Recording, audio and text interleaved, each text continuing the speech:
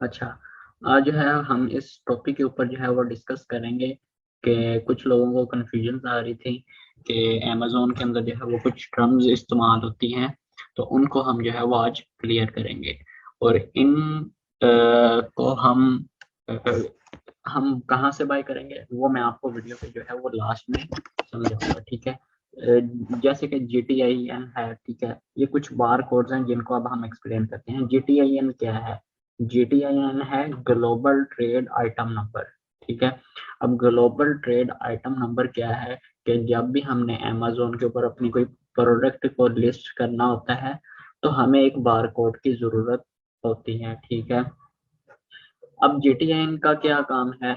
GTIN जो है वो बताता है कि हम किस मैन्युफैक्चर से है, ये प्रोडक्ट किस ब्रांड से है, ठीक है। अब GTIN को जो है वो हम कुछ इस तरह से डिफाइन कर सकते हैं कि GTIN जो है वो आगे UPC और EN में डिवाइड होता है, ठीक है। अब UPC क्या है? UPC हम कहते हैं यूनिवर्सल प्रोडक्ट कोड, ठीक है।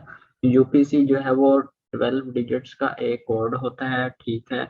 इसको हम वेबसाइट से जो है वो बाय करते हैं। जब भी हमने अपनी लिस्टिंग क्रिएट करनी होती है अमेजोन के ऊपर, तो हमें एक यूनिवर्सल प्रोडक्ट कोड चाहिए होता है, जिसके बगैर जो है वो हम अपनी लिस्टिंग को क्रिएट नहीं कर सकते, ठीक है। अब इसको हम मुख्तलिफ वेबसाइट से बाय कर सकते हैं, जो कि वो मैं लास्ट में आपको बताऊंगा, ठीक है। और EAN क्या होता है?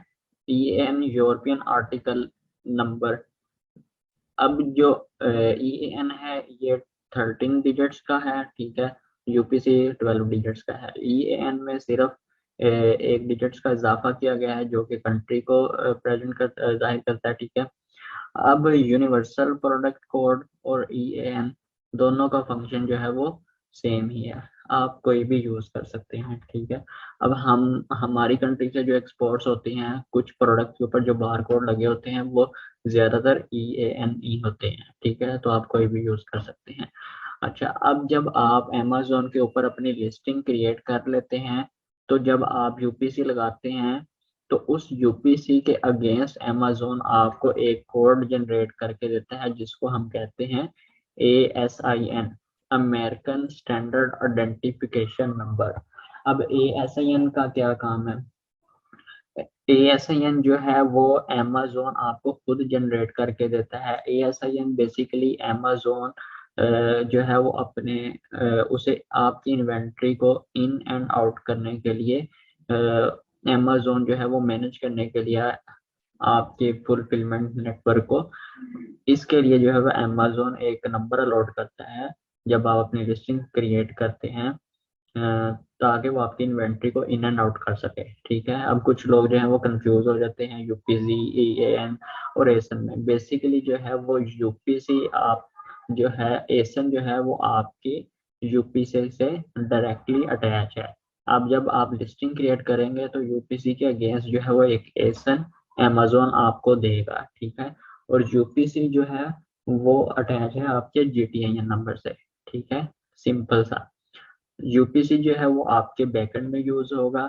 एसन जो है वो अमेजोन आपको उस यूपीसी के अगेंस्ट जो है वो क्रिएट करके देगा, जिसको वो इन और नॉट के लिए यूज करता है, ठीक है। अच्छा, अब जो है यहाँ पर SKU है और FNSKU है। अब ये क्या है? SKU हम कहते हैं स्टॉक कीपिंग यूनिट। अब स्टॉक कीपिंग यूनिट क्या है? ये जो है स्टॉक कीपिंग यूनिट ये है कि जब हम अमेजोन के ऊपर कोई भी अपनी लिस्टिंग क्रिएट करते हैं, तो वहां पर हम, जैसे हमारे लेट्स सपोज के हमारे पास जो है वो 3 प्रोडक्ट हैं, ठीक है। मेरे पास 3 शर्ट हैं, रेड, ब्लू और ऑरेंज, ठीक है। अब मैं जब लिस्टिंग क्रिएट करूंगा तो मैं वहां पर अपनी जो है वो रखने के लिए, कि मुझे बाद में पता चले कि मैंने कौन कौन सी प्रोडक्ट बाय की हैं। जब हमारे पास ज्यादा इन्वेंट्री होती है तो SKU जो है वो सेलर अपनी मर्जी से कुछ भी रख सकता है। जैसे अगर मेरे पास 3 डिफरेंट कलर हैं तो मैं इसको रख सकता हूँ रेड शर्ट 001, ठीक है, ब्लू शर्ट 002, ठीक है, ऑरेंज शर्ट 003। ये मुझे अब याद रहेगा, बाद में जब मैं अपनी कल को इन्वेंट्री को सर्च करना चाहूंगा तो मैं इनको जो है वो सर्च करके सर्च कर सकता हूँ कि इसके अगेंस्ट मैंने अपनी कौन सी प्रोडक्ट लिस्ट की थी SKU के अगेंस्ट, ठीक है। अब FNSKU क्या होता है, ये होता है fulfilment network stock keeping unit. ये अमेज़न के जो आप FBA अपनी प्रोडक्ट करते हैं तो अमेज़न के वेयर हाउस में जो है FBA में जो इन्वेंट्री मैनेज करता है अमेज़न आपकी, वो आपके FNSKU से ही होती है। बेसिकली जब आप अपनी इन्वेंट्री अमेज़न के FBA करते हैं तो वहाँ आप एक शिपिंग प्लान जो है वो क्रिएट करते हैं, ठीक है। तो उस शिपिंग प्लान को क्रिएट करते वक्त अमेज़न आपको कुछ बार कोड देता है जिनको आप प्रिंट करके आप अपनी प्रोडक्ट के ऊपर लगाते हैं, ठीक है। वो जो बारकोड होते हैं वो FNSKU ही होते हैं। वो बारकोड सिर्फ हमें जब अपनी प्रोडक्ट को FBA करना होता है, हम सिर्फ उस दौरान लगाते हैं अपनी प्रोडक्ट के ऊपर, ताकि अमेज़न के जो FBA है वहां पर वो आपकी इन्वेंट्री को इन एंड आउट करने के लिए उसे FNSKU की जरूरत होती है। अगर हम अमेज़न के FBA नहीं करते तो फिर हमें FNSKU की जरूरत नहीं होती।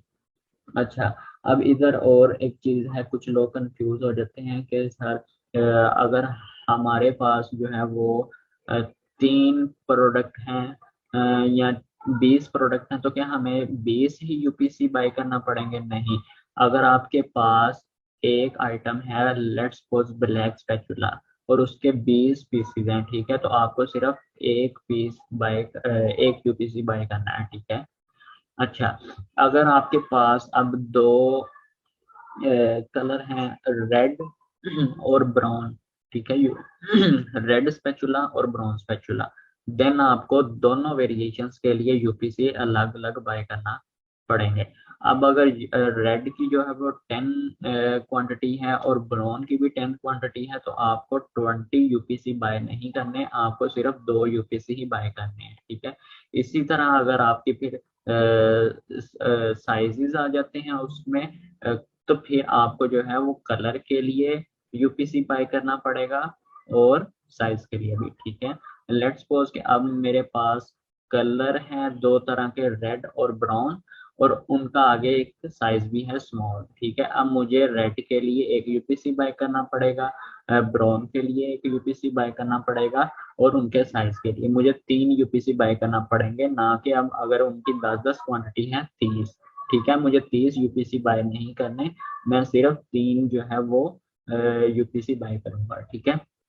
तो अब मैं आपको जो है वो बता देता हूँ कि अब हम इनको अमेजोन के ऊपर जब लिस्ट करते हैं तो उसके लिए हम कहाँ से बाय करते हैं, तो आपको जो है वो मैं इधर से बता देता हूँ। अच्छा, अब मैं इधर लिखता हूँ GS1, ये है GSN1 बारकोड, ठीक है। अब ये जो है आप जब भी यूपीसी बाय करें तो आप अपने ब्रांड के नाम पे ही जो है वो इसको बाय करें, ठीक है। अब ब्रांड के नाम पे क्यों बाय करना जरूरी है, वो इसलिए क्योंकि कल को अगर कोई सेलर जो है वो हाईजैकर आपकी लिस्टिंग के ऊपर आके मी टू करता है तो आपके पास सर्टिफिकेट होंगे, ठीक है। आप अमेजोन को दिखा सकते हैं कि ये जो है मेरी प्रोडक्ट है, ठीक है, मेरे पास सर्टिफिकेट है, तो ये मेरी इजाज़त के बगैर इसको सेल आउट कर रहा है, ठीक है। तो आप जो है अपने ब्रांड के नाम पे ही इसको बाय करें। कुछ लोग जो है वो कंपनी की डिटेल पे भी बाय कर लेते हैं, ठीक है, और इनको जो है वो हमें 1 ईयर के बाद जो है वो रिन्यूअल भी करवाना पड़ता है, ठीक है। अब ये GSN1 जो है बारकोड जो है ये सबसे अथेंटिकेट है, ठीक है। अमेजोन जो है वो इसको ही रिकमेंड करता है और इसके ही बारकोड ज्यादातर मांगता है, ठीक है। तो हम इधर से जो है जो ये आप बाकी डिटेल यहाँ से पढ़ सकते हैं, ठीक है। तो इसके ऊपर जब हम क्लिक करेंगे गेट योर बारकोड GTIN, तो यहाँ पर जो है वो हमें बताना शुरू कर देता है कि आपको इसकी कुछ पैकेजेस होते हैं, जैसे ये $20 में है या $20 में, ऐसे ये कुछ जो है ना पैकेजेस इसके होते हैं। मैं $50 में ये आपको 10 बार कोड जो है वो देता है। तो आपकी जो ईमेल आप लगाते हैं, ईमेल के ऊपर जो है ये आपको जो है वो एक बार कोड की लिस्ट आ जाती है, ठीक है, जो आप इधर से बाय करते हैं। सेम इसी तरह जो है वो एक नेशन वाइड है बार कोड है, नेशन वाइड बारकोड के नाम से वेबसाइट है, ठीक है। अब इस वेबसाइट को मैं तो रिकमेंड नहीं करता, ठीक है। ये नेशन वाइड बारकोड जो है इसने GSN 1 से ही बारकोड लेके परचेज किए हैं। अब ये पता नहीं ये कैसे बाय करते हैं, आई थिंक ये जो बल्क में बाय करते हैं या जो बारकोड एक्सपायर हो जाते हैं वो GSN 1 से बाय करते हैं, ठीक है। तो ये जो है नेशन वाइड के बारकोड है जो कि GSN 1 से ही बाय करते हैं, ठीक है। तो GSN 1 से जब ये बल्क में बाय करते हैं तो GSN 1 इनको कुछ डिस्काउंट दे देता है, ठीक है। अब ये इन्होंने लिखा हुआ है इधर कि ये $20 में जो है वो 1 UPC हम देंगे, ठीक है। अगर $37 में हम लेते हैं तो ये हमें 5 UPC देंगे। तो आप इसको यहाँ से बाय कर सकते हैं, ठीक है। लेकिन जो है वो आप GSN 1 से ही बाय करें,